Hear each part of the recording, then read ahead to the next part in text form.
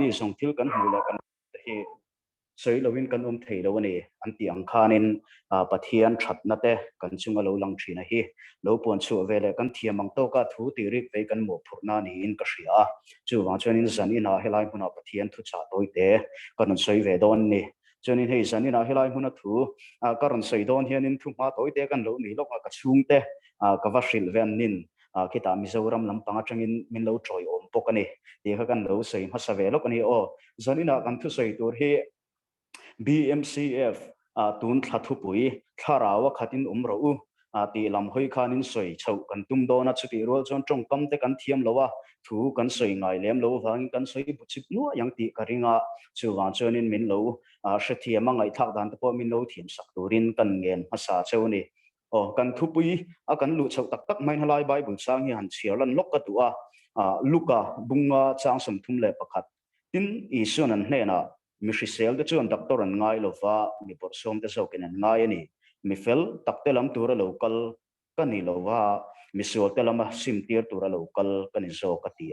changa helaya bible sang korun ti ri chan chu hei hi kan thu sei tur ten an po in hai ve tak le a tro bul tharau kha kan kha thein tura tro bul pui mo tak nei pakhat ni in ka hria zanina yenin lal isu krista he khovela local sana hi mi fel ta wang ni loin mi sul te zok lam turin he khovela hian local ani ti zanina kan thriat thara pui mo ema mitam tak chuanin an te thrina thil sual hei thil thalo te chutiang khatiang sual konga tlana chu wang chen ko san le thiang thil ti na te po katel sheni chutiang khatiang chung ti thrina a then tam tak chuanin enge keima thil ti le ka thil lo ti sual to thinte heng tei ban san pot chu mi hnuwa lali so krista hi arong bola ma pan ve ka du ni hin ti thin ma se chu kong ol sambar le thaber ani lo chang fotin lali so kristai kan ni nang angin kan sual nang angin kan fel lo nang angin lali so kristai pan sok to kan ni ama kan sok to nu chong kan fam kim lo na te kan that lo na te kan sual na te chu ama ten file le ti thiang thi min kan sok do na ni ti hi zanina in shethar le ila ka du ani tuna enge tuna rong bol mek te po kan diang chu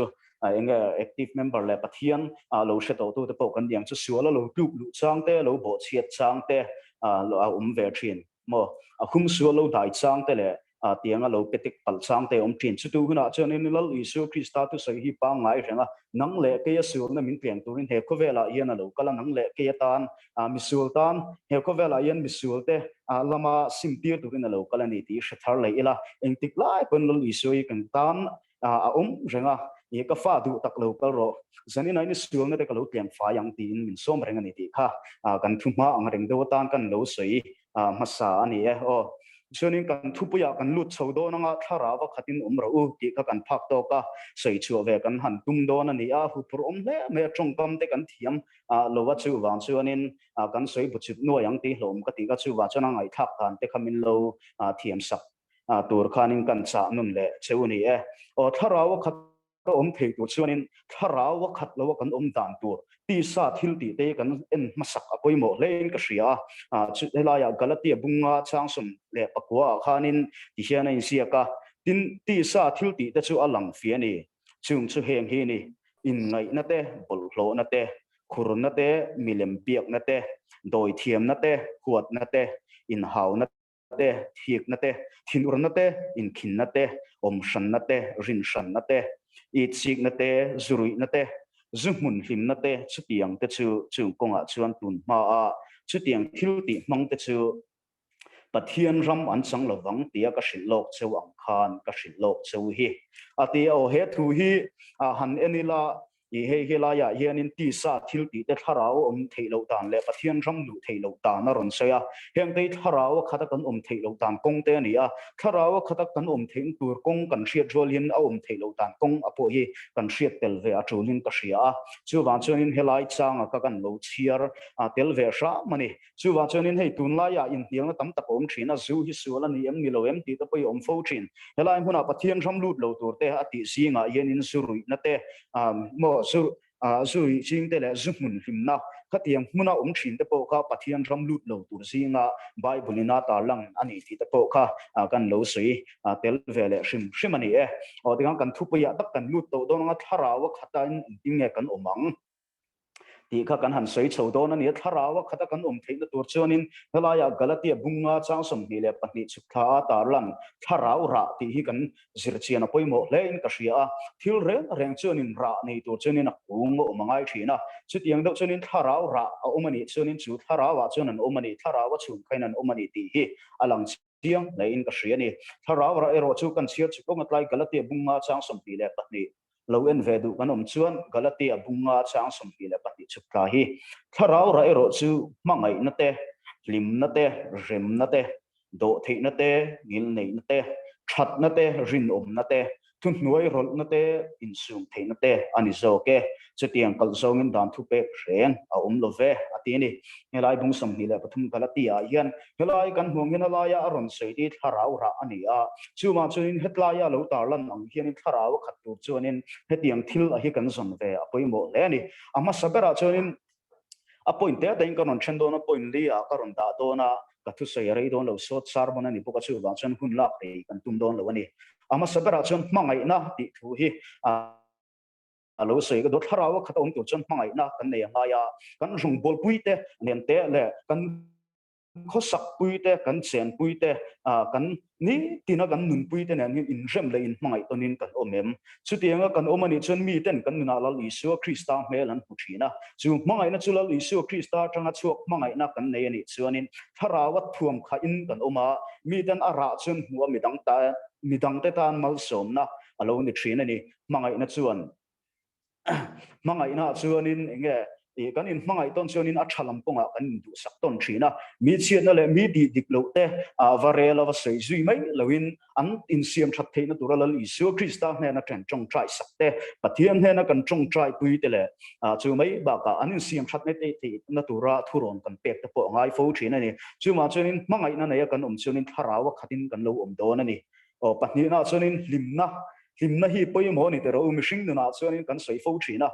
nge taksa hi sel nei tu chuanin kan limangai ni te poi kan ti fo thin a dikhup mai chu tun lai khovela han khirela tro enge kan bul ngai vela tam tak te po hi han ngai tuila enge mi lim mel mu tur lo le hetiang mo ye tum de ber bur bel ang si ten yang chu hetiang bulo phe chu hei a thamuon lo kan ti don nge an bulo te hi anuam lo thina ni chu wan chuanin lim mel kan puthi poimo chu apathian thu me ma lim nai ke mani na chang chung kan som hi angai ve fo thina ni mi tam tak chu ya an ni thina hei BMCF helai kan shroi tu ta huan fak ka ti em na pakhat chu lo sei lan lok ta du chu an mel lim lu tuk mei te hetianga hei Sunday ani tiang ko san activities engemo changa han mu te hianin kha hi amuang thina an mu hin nuam thina ni Mizoram chuin kan pi le pu ta hun lai do an ti mei la ke manin kan lo shet ve phak china khanin I enge mitam tak chuan an sei thina I le ke manin kan mu le kan lo experience pe apo khan ni thina Mizoram ni tuma wangin engela ko san rong bol tu le upa te po zom ni du luat awanga ma ni lim mel da thata chu tiang in ti zom tumna awanga lo in da up kan ti dong lo in up lu tu khi thina chu tiang chuan in Mizoram ni a hianin Mizoram le minel ni a hianin chu chuan in mi te tri khai le nge minel lo ni an ho fo thina ni chu wan chuan in hetiang ko nga hianin Christ kan chatuan mun kan ngai toin kan him tur ani min sandam tu fa pa Isu Krista pe kan ni wangin kan him tur ani himna mo mi him da te bula pe chu nu mani te ro ke ma ni po hian in duam kan ti ai nge kan ke ma ni pe kan tha lo mo an bula kan te chunin hei kan ngai te hi ngam an nuam te kan ti ve fo thin ani mi ten an har sat na an ser ngam lo le an shin ngam lo khop lo in nge lak mi tak te pe ve thei thin ani man kum tila ni kum masani am ta siang talo WhatsApp video viral khanin nge kan no mu ve hlom ka shelo Bible hal tur pakhat khanin at sei kha atop lam panga tu sei kha ke tun thak hian ka ril ro hian ala cha reng thina chu ta tu sei pakhat chu hei hi ni ke ni ring lo mi in ti tena pathian mi in ti te kan ngai kan thak le ziale anni pathian mi in ti tena min no si zia hi ti kha sei ni kha thu a sei khan ke chu ka ril ru ka min nghe cái điều đó khối nó sao tụi ba nghe mình tắm tập sơn in avan poi em xuất tiền khát tiền thì cái nó comment tắm tập các cầm mua xuất tiền rồi là cái điều đó lâu lắm số ắt khúc sợi các ngày tuổi thìn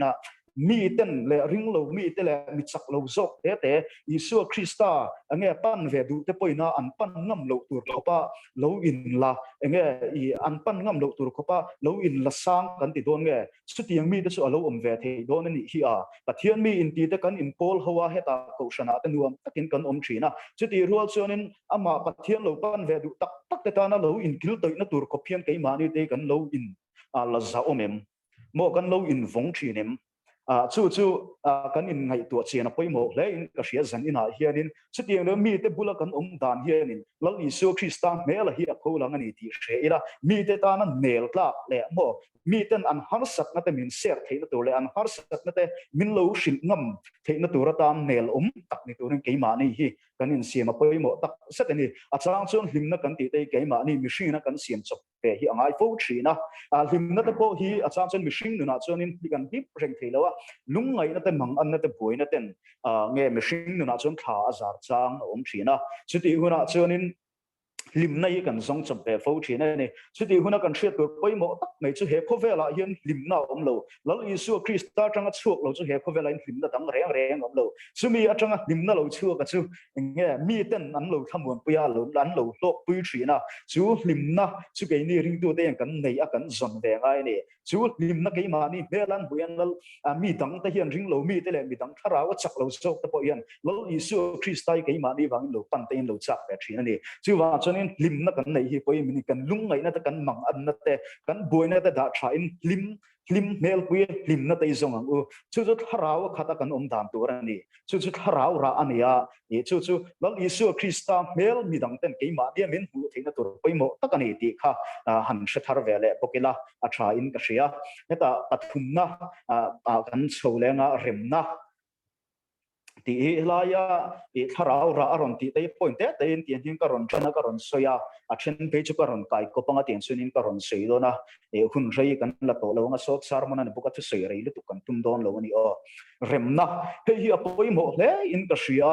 e nge bible apo de a minga chun maka rem ruat tu a pathian chaka chatuan pa rem nalal ti don sia ti ato pa rem nalal ti he tu hi anin ka thinlung hi nge hun rei tak chung chu I min pol thina ni he rem nalal ti ke ma yang ka ngai tu thina he khovel in rem to lo he khovel boi noi ram boi ti te kha tiang hun hriat tu na kara yen rem na hi tharau ra alo ni reng maya chu wa chunin kan chen pui te kan khosak pui te la rong kan bol pui te na hian in remin kan omem achang chon kan ngai dan lo ang deuh te kan du lo dan ang deuh te thil a thlen chang om ve fo thrina nima sala chung huna chon ke ma ni zo gai a zol do zo ka te mo a do thei tu zo a do thei tu zo kan ni te poi mo e ma tu nuai ro zo ka kan tran angai chang om thin enge mo chang phei chuanin enge I thin cheve deuh mi te tiang lo ni phei chuan enge mo plaka hian lo chou tur te hi ol ve du khop mai ma ni ngai dan dik ber ya hriat chang te lo om thin rong bol na konga le ko shan thil ti na rong bol na konga phei chuanin hei apui em maya ma ni thu du le ma ni in da sa le tu ko wang te ma ni thu dik ber nia kan lo hriat na le chu tiang anga kal tlang pui kan tum na ta chuanin ko shana khi thu taka siama in rem lo na chu changa thena ko shan in chen na hi la thlen thei thin ni chu wang chuanin rem tu zok ni thei tu le ngai dam thei tu le ngai dam dil tu zok ni mi te ne na in rem na mo mi te ne na in rem no om tu le mi dang te ne na in rem tu chang ke ma ni zo ei kan in da noya thu noi ro tu zo ka an chan fo pi poi mo le ni chu wa chunin rem na kong kan zona kan jong bol pui te ne na ni emo kan khosak pui te le hala ya kan sen pui te ne po rem na kong kan zona engemo kan nuna thil lo thlen sang le in rem lo chang in ho chang lo thlen di po atom zo ka la rem tu zo kan om hi chu harawa kan ka thei dan tur ani a chu pathian thu ni chu harau ra ani a chu wa harawa kan om theina tu le harawa khata kan om theina tu chuanin rem na kong kan zon hi poimo ta set ani chuanin kan thu sei top na ber le a point lina tan chuanin gil nei na thatna le rin om na tin ka ron da helai ka ron kai kop dewa kan thu sei kha re lutuk ka lawa chu wang chuanin ka ron kai toi dewa gil nei na te thatna te pathian atanga chuak ania enge a pathian thu e ma midang te chunga ngil nei na kan volunteer te midang mishing le mishinga po ni lo ran te chunga ngil nei na kan volunteer te that na kan volunteer dai apathian thua chu chu tharau ra ania helai galatia bunga cha sompi le pati cha sompi le pati sompi pathum sutaron saya po yenin that na te ngil nei na te hei ron sei langa ngai poimo te ni tharau ra ania hei midang te ne kan khosak ton na te midang kan va treat dan le midang kan va inge ma chon dana te hianin kan inge mi te I kan va ma chon dana hianin inge mi te ta na I te kan te ang I ngil nei na that na te kan volunteer midang chunga te kan volunteer poimo tak sita chu chu tharawa khata kan dang tur kong poimo tak mai ani chonin rin omna kan ti thina nge zirna ko nga ani emo kan na tho na hmuna ani emo kan ko wa ko san le khutlang ang chi apo ani ang chu chan vo sang lo tlakshin te rin taka kan hlen chu hi hi apathian thu ema chu tianga ti thin chu mi ten an nuna lal isu krista nel an pu fo thina mirin te chu khovel thil takpon an ngai san thin nen tro chu wanjong kan thil ti na kong engki ma kan zirna ko nga ani emo kan na tho na hmuna ani emo rin taka kan ti ani chonin chu tharaw kan kha na tur kale kan kha thei na tur kong poimo tak mai ni ti shela chu rin na chu helai bible chang ina ron tarlan tharaw ra ani chu tharaw kan thei na tur kong poimo tak mai ni ti he zani nai shathar thau turin kan cha vele bok cheu ani helaya pathian thu mun khatami kan lo chir vele nga tin Krista Yesu mi te chun ti sa chu asual ngai to na le achak na te chupin an kheng betta tharawa num kan ni chuan tharawa ve ki le pokang in so to na in it sik to nin in ngai hlusuang ngil nei na te that na te rin na te in rim na te rim na kong te him na te mangai na te kan nei ani chuanin chumi a chunin tharawa khating kan lo thei do na ni ti kha zanina toy te in kan ron sei ve ni chu thu kan ti rik telal pan kan satan mal som ro se amen chuanin kan soi ho tur ang do ro khanin kan ron da ve emongai to chun zomatan po sharing ti khan ya han soi ho tur han da akha achi nge mo ka te do ma se arim da ning kan kalpuya kan ngai to ho tur ta na karon du chu kan ngai to ho tur ta na karon da du chu mi te ma kan lan da nei pathian in mu da na ni em ti kha mi te ma kan lan da nei pathian in mu da na ni em ti kha kan ngai to ho tan karon chok chok da ni ka lo me dal pan kan thu sei ta mal som ro se amen Sangwal Samuela asoi thara mai kun re lo te chungin topic sang aron thun kin khopa mangai na limna remna ti te rinomna ti te heng topic sang te hi topic pakhat chau angpoa rei tak chung soi thai turania ani chung kha toi te ron soi thiama angai noma alok thak boka tuna chuan kan thu cha soi tu thu soi atanga thu soi atangin emo te mani rilua veizong emo tuna kha ngai to tura ron da mi mu